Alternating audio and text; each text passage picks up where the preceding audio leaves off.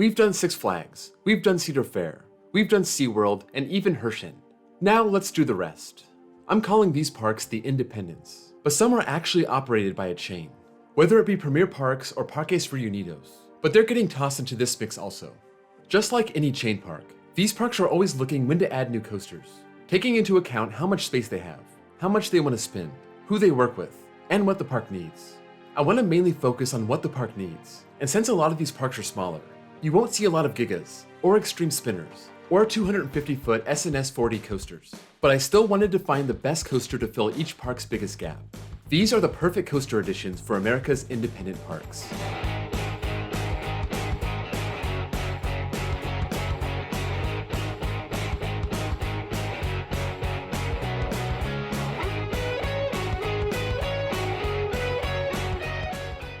There were a few I left off this list because of their limitations. This includes both of the indoor Nickelodeon Universe parks and Maury's Piers. If you want to know what these parks should add, just use your imagination. Spinning 4D wooden RMC Gigas for all of them. Problem solved. To have a complete lineup, I think you need to check several boxes. You need a coaster with airtime, a launch, a Woody, a multi-looper, one that doesn't ride on top of the track, a standout coaster, and less important but helpful is a coaster that spins. And every park needs a family-friendly collection. If anything here is missing, we need to find the best coaster to fill that gap. Let's start west and go east. America's most remote park, in my opinion, is Silverwood in northern Idaho. They're getting a brand new coaster in 2021, an RMC Raptor called Stunt Pilot, and this could be their new standout coaster, along with Tremors.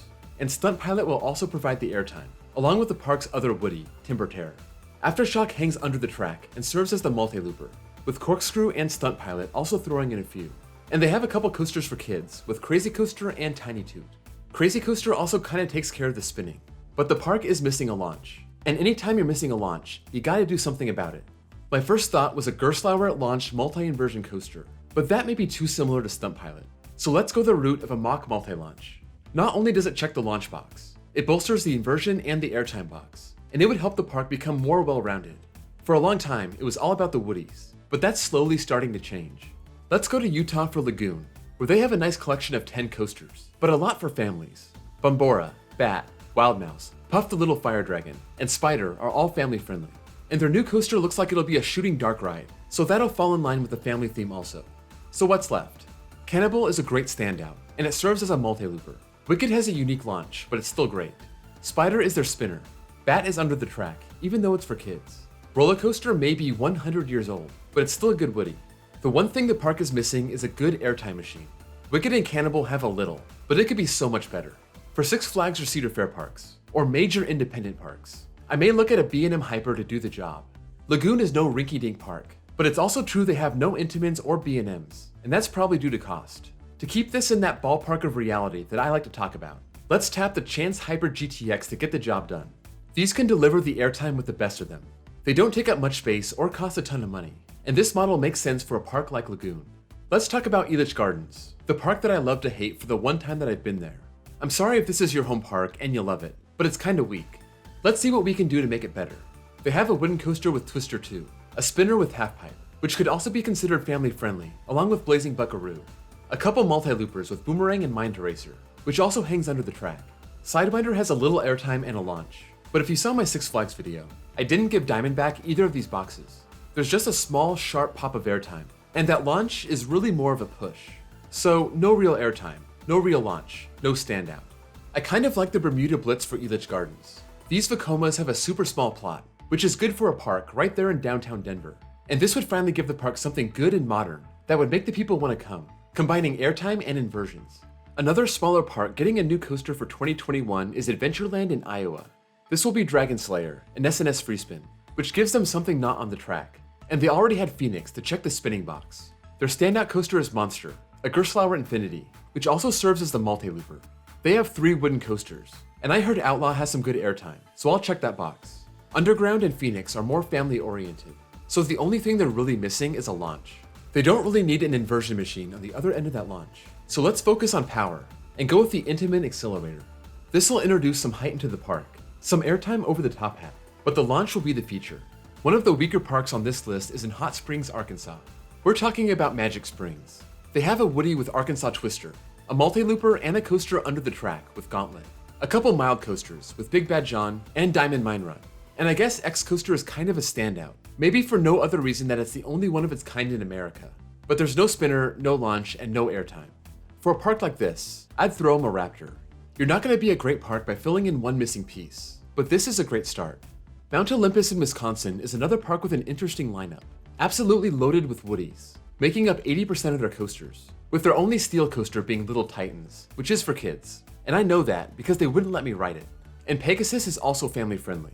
Hades is a great standout, which also has the airtime, along with Zeus and Cyclops. With so many wooden coasters, there's a lot of gaps. No launch, no multi-looper, no spinner, nothing under the track.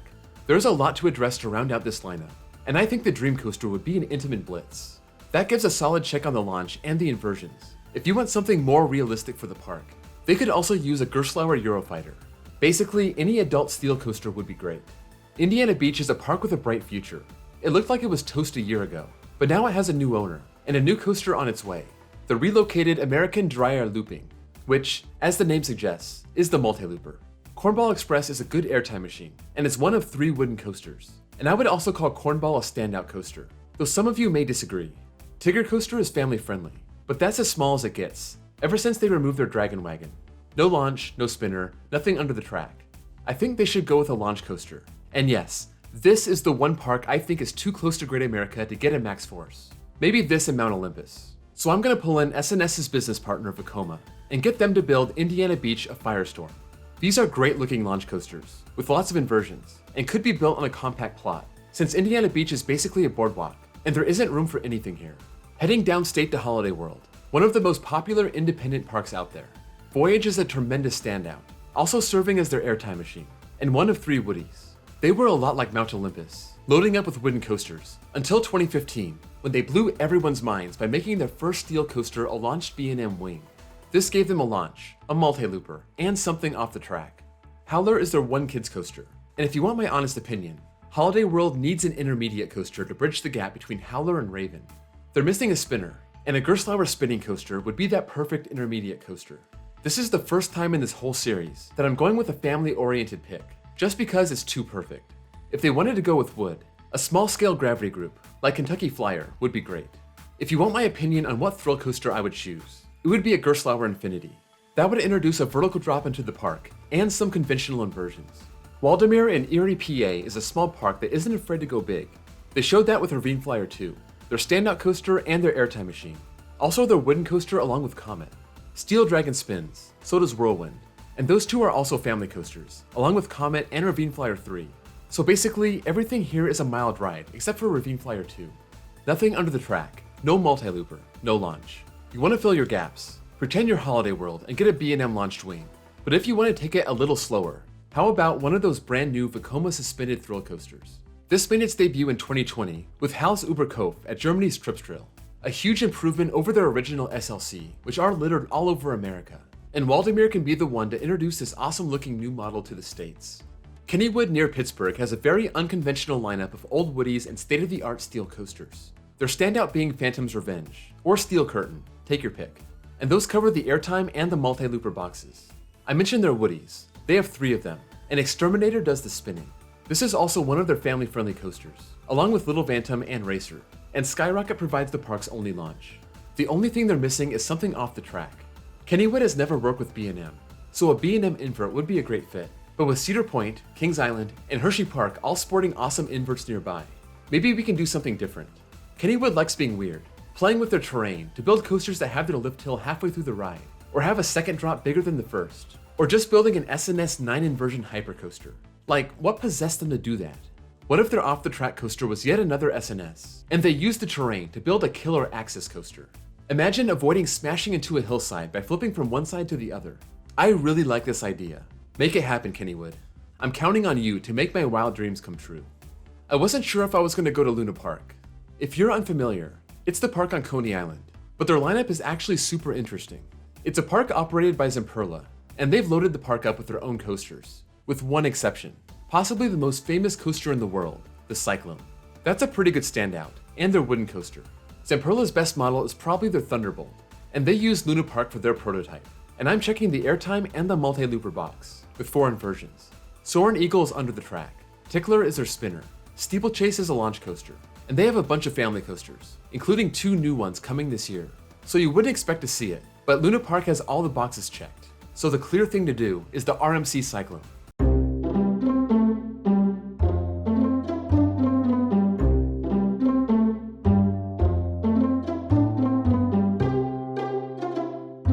I'm pretty sure the coaster gods would not allow that. I looked at Semperla's collection and couldn't find any more of their coaster models that are any good. So I think they'd be best off with a powerful launch coaster. They don't have much room, so do something on a skinny plot of land like Max Force, where you can combine a set of inversions with that awesome launch. Lake Compounds is a little park with some legit coasters in Bristol, Connecticut. Boulder Dash is a good standout, also their Airtime machine. Also one of their 2 Woodies, along with Wildcat. Zoomering is a multi-looper. Phobia is a launch coaster. And they do have a kiddie coaster, with nothing else other than maybe Wildcat for families. They have no spinner and nothing under the track. In a park like this, I imagine their additions will be small and compact. Smaller than a B&M invert. Smaller than a suspended thrill coaster. Let's go back to the SNS axis, and get something on a smaller scale than we were talking about for Kennywood. This could separate itself from other parks in the Northeast, and could be a nice gimmicky coaster for the park to market. Let's finish this off back in Pennsylvania, starting with Knoebels. This park has a rustic feel. Part theme park, part campground, with no real barrier between the two. Phoenixes are standout and their Airtime machine, and one of 3 wooden coasters along with Twister and Flying Turns, which you could consider a coaster not on the track. Not really how I define this category, but if you want to give your guests a different perspective, this wooden bobsled coaster does that. They have a multi-looper with Impulse, and family options with Cosmos Curves and Black Diamond. No launch, no spinner. You really can't picture something huge here. Impulse was kind of a step outside their comfort zone when they added that in 2015. So I think a mid-size compact launch coaster could be up their alley. I'm thinking of Vekoma Top Gun. This won't be too much like Impulse, so it's not redundant, but it would be loaded with compact maneuvers and inversions. A mock multi-launch would also be a solid option here. I could see something low to the ground like Copperhead Strike fitting at Knoebels. Also, totally random idea, but since Knoebels is built on a steep hillside, how awesome would a mountain coaster be here? I don't think they have these at normal parks. Not that Knoebels is normal, but they're usually standalone attractions, or part of a ski resort. I think a mountain coaster would be a big hit, even as an upcharge attraction. Finally, the one that I was saving for last. The biggest independent park in the country, Hershey Park. This park is stacked. Their standout coasters are Candemonium and Skyrush. You can take your pick on which one's better based on your preference. If you're a fan of smooth and graceful coasters, or aggressive coasters that bring a little pain. There's only one launch coaster, but it's a powerhouse, Stormrunner. Fahrenheit is the multi-looper. Laugh Track does the spinning. Great Bear is under the track. Wild Mouse, Coco Cruiser, and Laugh Track are also for families, and they have 3 wooden coasters. Every box checked. So let's look back at those wooden coasters. Comet is an old PTC classic. Then there's the Dueling Lightning Racer, and then the original GCI, Wildcat. I think the best thing the park can do is sacrifice one of these Woodies and turn it into an RMC hybrid. The only question is, which one? Wildcat is rough and not that exciting, but as the original GCI, they may want to preserve it, and maybe even bring in GCI to put their new Titan track on it. Lightning Racer is more popular, but it would make a killer dual-track RMC, like the Twisted Colossus of the East. I think this is what they should do. A dueling RMC in the back of this park would be amazing for the lineup. So that's gonna do it for America's independent parks, and the parks owned by smaller chains. Let me know what you think of these picks, and if you disagree with anything, let me know what you would have chosen in the comments below. If you enjoyed this video, be sure to drop a like, and if you're new here, make sure you subscribe, and check out the other videos that I've done in this format. I'll leave those links below, and be sure to check out my Discord server. That's the best way to get in touch with other fans of the channel. And also check out my second channel. I did this for other coaster YouTubers looking for copyright-free footage. Those links are also down below. Thank you all for watching, and I'll see you all next time.